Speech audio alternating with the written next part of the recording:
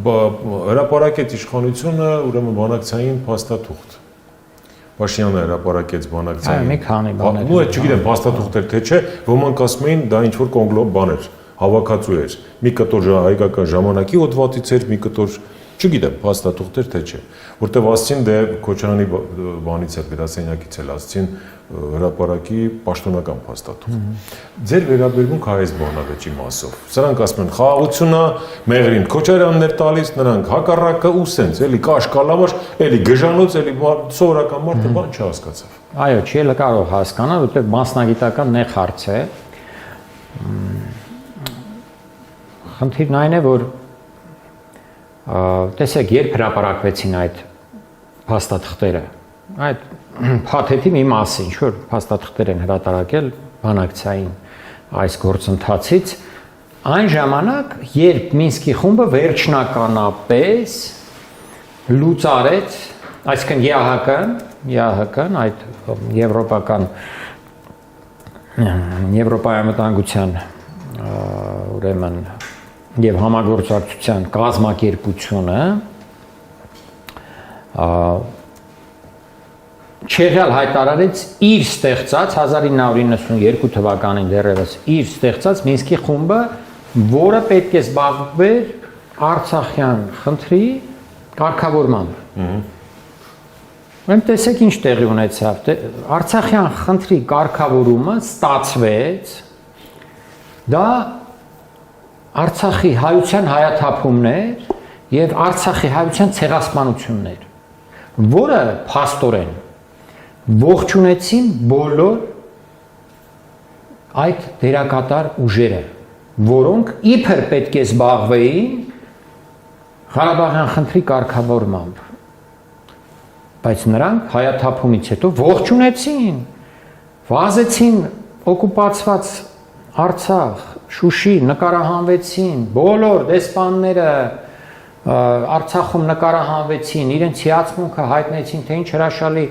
աշխատանքներ են կատարվում շինարարական Արցախում, Միացյալ Նահանգների դեսպանը իր կնոջ հետ, եվրոպական պետությունների, Ռուսաստանի դեսպանն էլ կարծեմ այնտեղ եղել է, եւ այլն, այս բոլորը այնտեղ եղել են, էլ չեմ ասում միջինասիական հանրապետությունների մասին, Ղազախստան, Ուզբեկստան եւ այլն, Պակիստան, այս բոլորը, այսինքն այս Մինսկի խումբը ինչի համար էր ստեղծված։ Ստեղծված էր, որպեսզի գտնի այնպիսի լուծում, որով հայության իրավունքները իր պատմական բնորանում, իր 5000-ամյա բնորանում պահպանվեն։ Իսկ իրենք ողջունում են ցեղասպանությունը։ Հիմա հենց այդ պահին, դեկտեմբերի 1-ին, որ լուծարվեց Մինսկի խումբը, հենց այդ ժամանակ էլ հրապարակեց Փաշինյանը այդ փաստաթղթերը եւ հենց այդ ժամանակ էլ ընդդիմադիր ուժերը եկան եւ սկսեցին ասել, թե գիտեք ինչ, լավ փաստաթղթեր են եղել։ Շատ լավ փաստաթղթեր են եղել, որոնք օրինակ 19 թվականի փաստաթուղթը Փաշինյանը չի ընդունել, որը նախատեսում էր ուրեմն լավ բաներ, թե որոնք էին այդ լավ բաները։ Այսինքն կատարվում է, գիտեք ինչ, այդ մեծ տերությունների կեղտերի մաքրումով են զբաղված։ Այդ բանավեճը դրա մասին էր։ Փաշինյանը հրապարակել է, գցում է հների վրա, հները գցում են Փաշինյանի վրա, այնինչ երկուսով միասին մաքրում է մեծ պետությունների հանցագործությունը, որը ցեղասպանություններ հայության Արցախում, հայաթափումներ։ Դա է ամբողջ նպատակը այս բանավեճի, այս աղմուկի մի քանի օր որ տևեց այդ աղմուկը, դա է որպեսզի խլացնեն այդ Մինսկի խմբի լուծարման հարցը։ Իսկ իրականում ինչ է, լավ փաստաթուղթեր էին, ինչն էին դրանց լավ։ Բոլոր այն փաստաթղթերը այսօրվա վիճակի տեսեք 100 գլուխ լավ։ Ասեմ ձեզ, բոլոր այն փաստաթղթերը, որոնցով նախատեսվում էր հայկական զորքերի նահանջ եւ դուրս բերում ազատագրված տարածքից Հայաստանի ներառյալ Արցախի համար ոչ միայն ձեռնտու չէին, այն մահացու վտանգ էին պարունակում։ Իսկ ուրիշ փաստաթուղթ չի եղել Մինսկի խմբի կողմից ներկայացված։ Բոլորը նախատեսել են հայկական զորքերի դուրսբերում, դիմացը որևէ լուրջ անվտանգության երաշխիք չի տրվել։ Միջազգային ուժեր։ Ծիծաղելի է։ Այդ միջազգային ուժերի մասին 1000 անգամ ես էլ եմ գրել, մի քանի ուրիշ մարդ էլ է գրել, որ այդ միջազգային խաղաղապահ ուժերը երբեք չեն կարող ապահովել Արցախի հայության անվտանգությունը եւ Հայաստանի Հանրապետության անվտանգությունը նաեւ հետագայում, երբ Արցախը փորձանեն դատարկելու։ Պարոն, այսինքն Արցախը մնում էր հայկական։ Չէր մնալու։ Բերձոր տեսեք, չէր մնալու, մտանք չէ միջազգային ուժեր։ Միջազգային ուժեր ռուսական ուժերը մտավ խաղաղ։ Այո, բայց եթե մտնեին բազմաքանակ ուժեր, բազմա ուրեմն բազմազգ ուժեր եթե մտնեին, կարծում եք Ֆրանսիա, չէ, կարծում եք որ մի քիչ կարող է Ալիևը զսպվեր։ Ոչ, չէր լինելու նման բան, որովհետև այդ մեծ պետությունների ծրագրերում չի եղել Արցախի հայության պաշտպանություն, այլ եղել է հայությանը թյուրիմացության մեջ գցելու, խաբելու նպատակ։ Այն բանից հետո, երբ հայկական զորքերը նահանջեին, տեղի էր ունենալու այն, ինչ տեղի ունեցավ 2020 թվականի նոյեմբերի 9-ի փաստաթղթից հետո։ Բայց դուք ինչ գիտեք փաստաթղթերում հայկական զինուժի դուրսբերումը նախատեսված։ Բոլոր փաստաթղթերում։ Այո, ոնց թե ինչ գիտեմ։ Հենց գիտեմ 100%։ Եթե մի բան ակնհայտ է, այստեղ ես չի որ ձեզ հետ պիտի վիճեմ,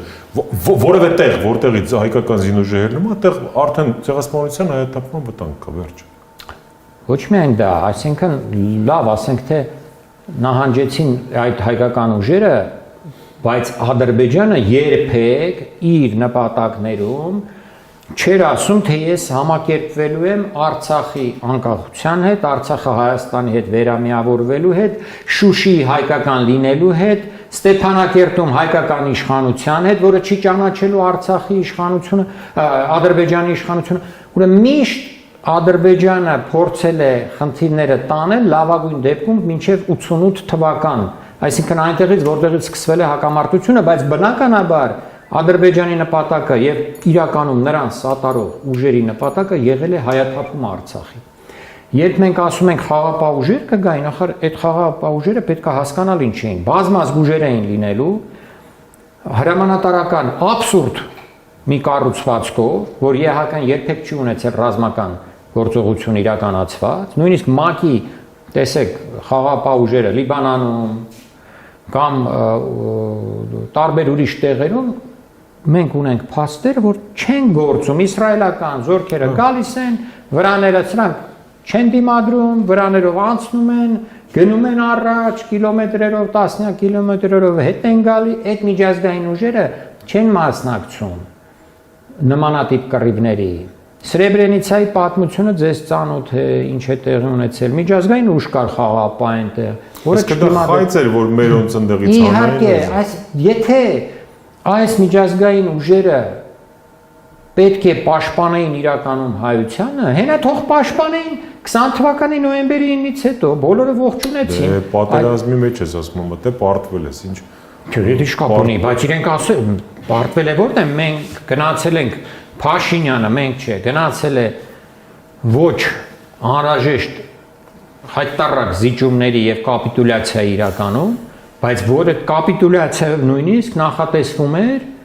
որ պետք է ուժերը առայժմ մնան այնտեղ, որտեղ կանգնած են, նախատեսվում էր Հայաստանի եւ Արցախի անխոչնդոտ հաղորդակցություն Բերձորի կամ Լաչինի միջանցքով։ Դրանից հետո այդ միջազգային ուժերը ոչ միայն ռուսները, որոնք այնտեղ էին, բայց մյուսները նաև մատին չեն խփել։ 10 ամիս Արցախը շրջափակված էր։ 10 ամսվա ընթացքում ոչ ռուսական, ոչ արևմտյան լրատվամիջոցները այդ խնդիրը չեն լուսաբանել։ Բերանները ջուր են առել, որտեղ միասին համաձայնված են եղել, որ պետք է հայաթափվի Արցախը, զիջում է կատարվելու Ադրբեջանին։ Հասկանում եք, նույնը այն ժամանակ էր, եթե ուշադիր հետևեիք, եւ ես այս մասին գրել եմ, այսինքն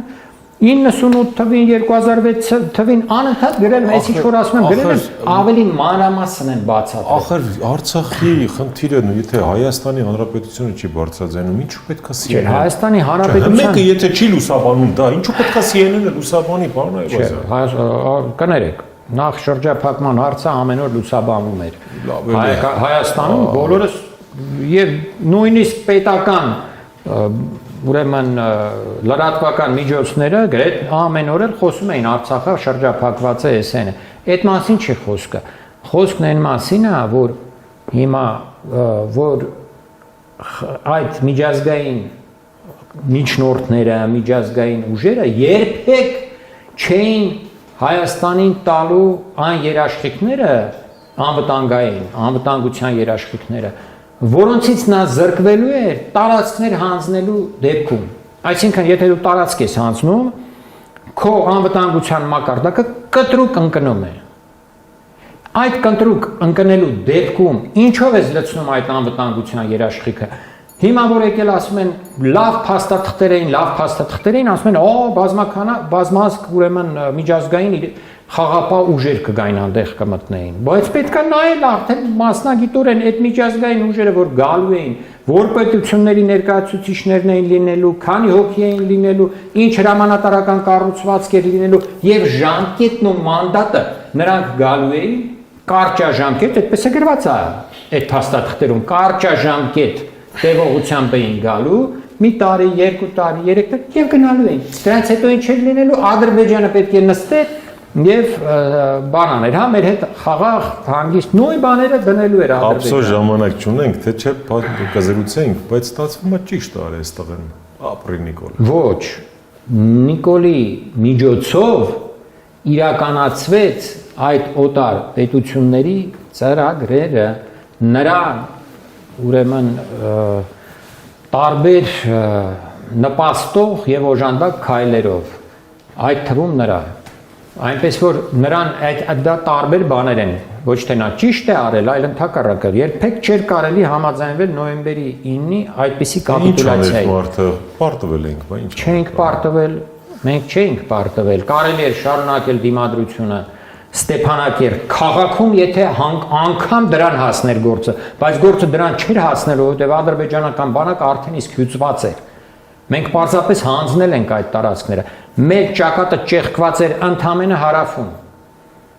Այդպես եթե լիներ, ուրեմն մենք դեռևս 91-92 թվականին պետք է Արցախից հրաժարվեինք։ Ջեբրայել Հադրութ, հա։ Միայն հարավում, արևմտյան ճակատը պինդ էր, հյուսիսայինը պինդ էր, Խարվաճարի ճակատը պինդ էր, այսինքն կարելի էր, ոչ թե կարելի էր, այլ պետք էր շարունակել դիմադրությունը։ Տեսեք, ասենք,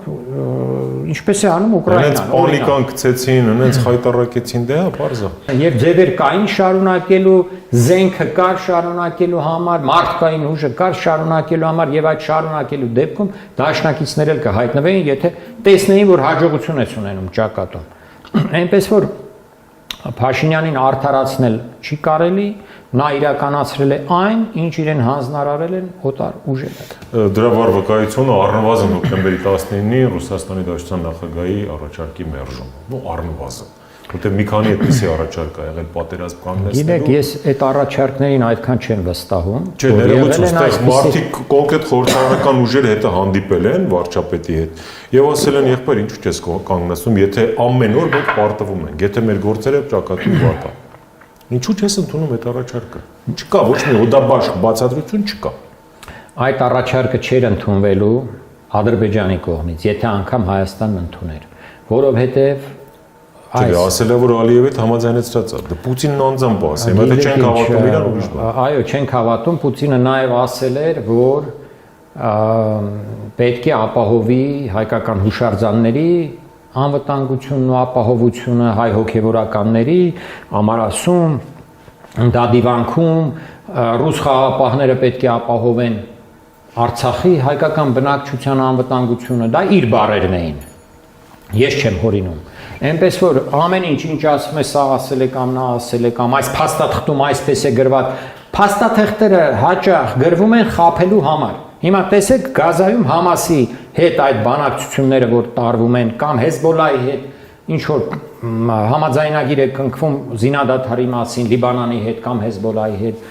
Համասի հետ, նրա Իսրայելը չի հարգում այդ կնքված համաձայնագրերը, միշտ խախտում է դրանք ուժի դիրքերից։ Եթե մենք զիջեինք այդ ամենը, նույն բանը Ալիևն անելու էր անընդհատ։ Այն հույսերը, որ դրանից հետո Ադրբեջանը Հայաստանին հետ լավ հարաբերություններ ունենալու եւ Արցախի հայությանն էլ հանգիստ էր թողելու, որ իրենք այսպես իրենց ազգային կյանքով ինքնակառավարվեին, դրանք սուտ հույսեր են, որտեղ այդպիսի բան այնտեղ չի եղել։ Տեսեք, ախա չեն խոսում այն մասին, այն խորքային հարցերի մասին։ Ոչ միայն այս Ալիևն է կատարել նման գործողություններ եւ այսպես խտացրել ատելությունը հայերի դեմ։ Նրա հայրը 1998 թվականի մարտի 26-ին, այսօրով է խոսում դրա մասին, ընդունել է հատուկ դեկրետ, օրենք ադրբեջանցիների ցեղասպանության մասին։ Այդ օրենքում նշված է, որ ադրբեջանցիները բազմակի անգամ ենթարկվել են ցեղասպանության, սկսած 1813 թվականի հայերի ձեռքով, 13 թվականի Թուրքմենչայից, 28 ուրեմն Գյուլիստանից 13 թվականի, 1828 թվականի Թուրքմենչայից, հետագայում 1905-6 թվականներին, հետագայում 1918 թվականներին, հետագայում դեպորտացիայի են ենթարկվել ադրբեջանցիները հայկական ԽՍՀ-ից, Խորհրդային սոցիալիստական հանրապետությունից 40-ականների երկրորդ կեսին, հետագայում 80-ականներին, այսինքն այն ժամանակվանից հիմքերը դրվել են այս արևմտյան Ադրբեջան այս խոսույթի, այս կեղծ ուրեմն ծրագրի արևմտյան Ադրբեջան, ադրբեջանցիները պետք է վերադառնան, սրա հիմքերը դրվել են 90-ականների երկրորդ կեսից։ Ինչ բանակցություն, եթե Ալիևն ընդունում էր նման կեղծ փաստաթղթեր, որոնց սրանք ստրատեգիական նշանակություն ունեցող փաստաթղթեր էին։ Իսկ մեզ ասում են, թե մենք լուրջ բանակցություններ ենք վարել, երբեք